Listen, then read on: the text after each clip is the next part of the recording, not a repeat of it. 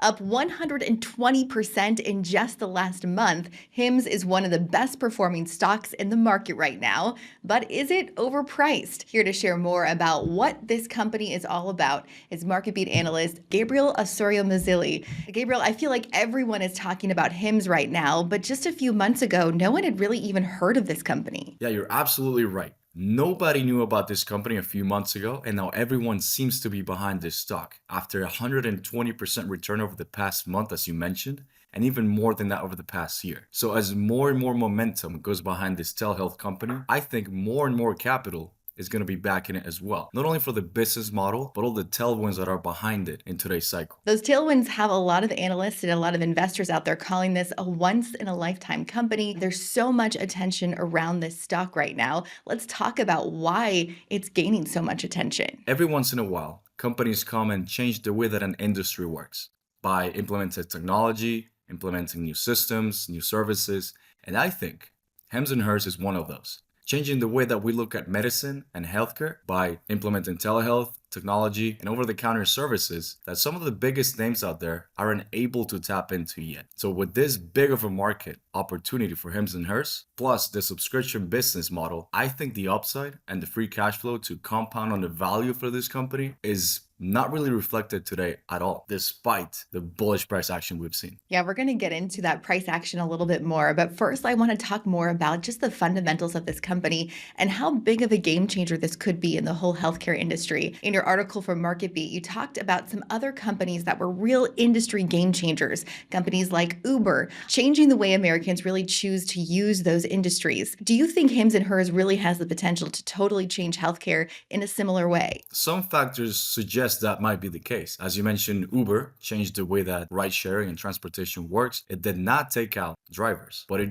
removed the barriers of entry for everyone to become a driver. So the way that telehealth is going and the way that Hims and Hers is working, I think more and more companies are going to switch into this business model. And you're starting to see that sort of pressure build into Hims and Hers model through the critiques that came after the Super Bowl ad. That always happens when a breakthrough company comes into the industry. You can think about Tesla. When EVs started to come after combustion engines, how a lot of critics came after Elon Musk, a lot of critics came after Tesla itself, only because it was breaking through. So I think the recent controversy in Hims and Hers is only adding to the story behind the company and how much market share is taking from Eli Lilly, Pfizer, and other big names out there. Yeah, the reaction to that Super Bowl ad, which if you haven't seen the ad yet, it really goes after big pharma quite a bit. I think the reaction does make sense of what these big pharma companies are saying against Hims and Hers, cautioning users to be careful because there's a lack of FDA approval. What do you have to say about those arguments that some of big pharma is making about this company? Hims and Hers is taking advantage of a loophole in the FDA system because they're using compound medicines. So what is a compound medicine?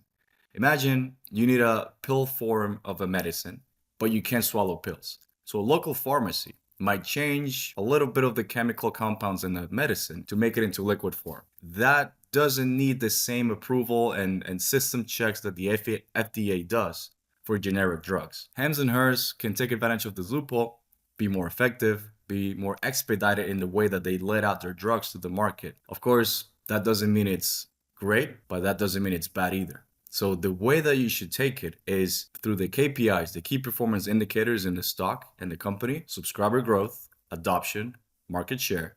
And if there aren't any slowdowns there, it means that people are happy with the product. So these FDA approval scandals, they don't seem to have much substance behind them other than critics, which are likely coming from competitors who feel Hims and Hers breathing down their necks. The Super Bowl ad really focused on Hims and Hers weight loss products. But as you've already mentioned, this company is more than just a weight loss company. It's really about telehealth and telemedicine in general. And there seems to be a lot of opportunity for growth in that area. Oh, 100%. Everything is going in that route. As you see, any company that announces some sort of AI model or expedited process, low cost business model, it's going to grab a lot of market attention. But as you mentioned, Hims and Hers is much more than weight loss. As of the last quarter for Hims and Hers, where they generated over 400 million in revenue, only 100 million of it came from weight loss drugs, which means 75% of the company is growing through other products. So even if these FDA scandals have any ground to them, we'd have to see a 100% recall in other weight loss products, which is highly unlikely. And even if that happens, they're seeing so much growth in other products and other areas that I think that's why the stock is rallying so much despite the scandals. Everybody knows Hims and Hers was a success even before GLP-1s and weight loss drugs. Yeah, that cash flow, their success in sales, and all of the growth they're seeing, it seems to be a really solid company. You can see it again in the subscriber growth, which is double digits over the year. You can see it in the double digit growth of revenue per subscriber, which reached $60, right? So this means people are not only choosing to go with Hims and Hers, they're also okay with paying more, which means the company has not only the ability to grab more market share, but also the pricing power behind it. And that not only comes through a quality product. The free cash flow of the company just reached triple digit growth rates over the year. What that means is when you grab a company like this on the early stages, like an Uber, like a Zillow, like one of those companies that changed the industry, this free cash flow allows management to not only reinvest into growth for the company's future, but also implement share buybacks. And when you grab a young company before it does the buybacks, that's a wealth compounder for you. So far, this all sounds like endless potential for growth in this company. But let's get to that sticking point for some investors right now is just how fast this price of this stock has grown. And some investors worried we are under maybe a short squeeze or that it's just too high to get in right now on this stock. To them, I would say, look at Nvidia 4 years ago. Everyone thought the stock was pricey at 20 times PE. Look at what the stock did since then. Markets will always overpay for a stock they believe will outperform the industry and the overall market. And there's a reason why Hims and Hers calls a premium over Eli Lilly, Pfizer, and other healthcare providers. And of course, there's a short squeeze aspect to it. Over 30% of the stock's float is held in short positions. So as the stock price keeps going higher and higher and higher, shocking all the short sellers into covering their positions, more buying pressure is going to come into the stock.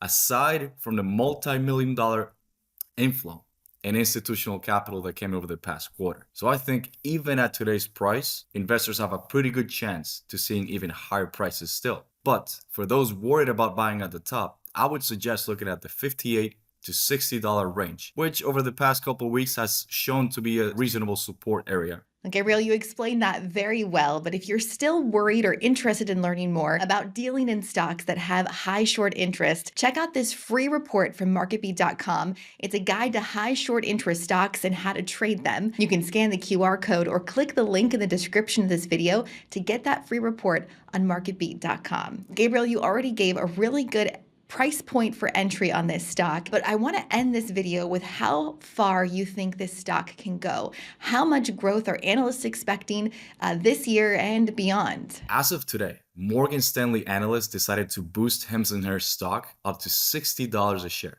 Now, that's pretty close to today's price, but the fact of the matter is, just 2 days ago, nobody saw a price target higher than the 20s or 30s range, which means the boldness out of Morgan Stanley might cause other analysts to feel the pressure and upgrade the stock as well. You have the fundamental compounds, you have the price action, you have the short squeeze, and now you have Wall Street analysts getting behind it. So I think the ceiling is going to be much, much higher than this, especially when they announce stock buybacks out of all this free cash flow they're getting. All a very interesting analysis on this company, Gabriel. Thank you so much for your time today. And thank you for joining us for this analysis of Hims and Hers. If you'd like to learn more about other companies that are seeing a lot of growth, check out some of our other videos like Palantir. You can check out that video and others right on our channel. Thanks again for watching, everyone. And as always, happy investing.